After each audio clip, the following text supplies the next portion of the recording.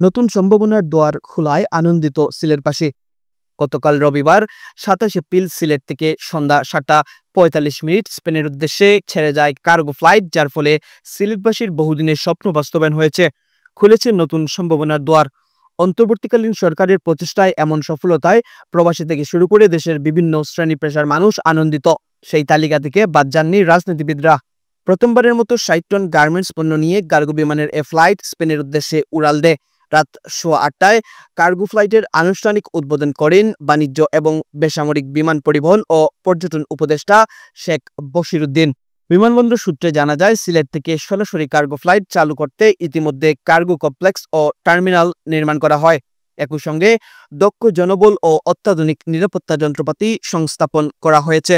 আন্তর্জাতিক মানের rapid scaling machine থেকে শুরু করে সব যন্ত্রাংশ স্থাপনের কাজও ইতিমধ্যে শেষ হয়েছে।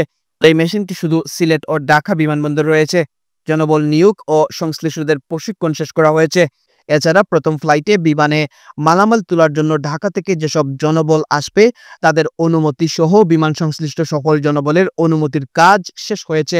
সিলেট জেলা জামায়াতে ইসলামীর আমির মাওলানা হাবিবুর রহমান বলেন, সিলেটবাসীর জন্য অনেক বড় একটা সম্ভাবনার দ্বার। বিদেশে সিলেটের মানুষের সংখ্যা সবচেয়ে বেশি। আশা করি ভবিষ্যতে সিলেটে এয়ারপোর্ট আরও বিশ্বমানের হবে। সিলেট মহানগর বিএনপির সাধারণ সম্পাদক অ্যাডভোকেট এমদাদ হোসেন চৌধুরী বলেন, সাবেক অর্থমন্ত্রী এম সাইফুর রহমানের হাত ধরে সিলেট থেকে আন্তর্জাতিক ফ্লাইট শুরু হয়েছিল, যার ফলে সিলেট থেকে আজকে কার্গো ফ্লাইটের মতো নতুন সম্ভাবনার দুয়ার খুলছে।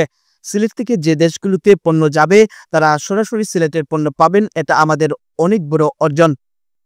আকমাম হুসাইন, ইউকে বাংলা লাইভ।